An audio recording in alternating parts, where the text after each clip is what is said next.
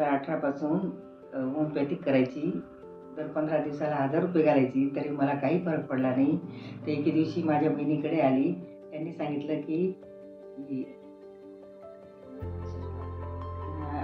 अमोल सरांकडे आली मी आणि मग त्यांनी मला औषधं ते दिली. मला मुळव्याधीचा बी त्रास होता, पित्ताचा बी त्रास होता. माझा संपूर्ण त्रास कमी झाला. मध्ये मी 2-3 महिने घरी राहिली. परत मला आता पायाचा त्रास व्हायला लागला. त्यासाठी मी परत आलेली.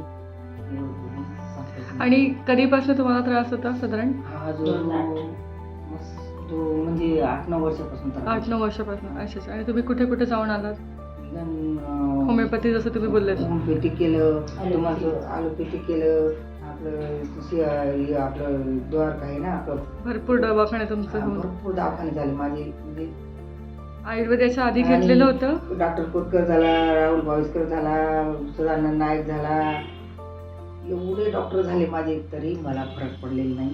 मला इथंच फरक पडला.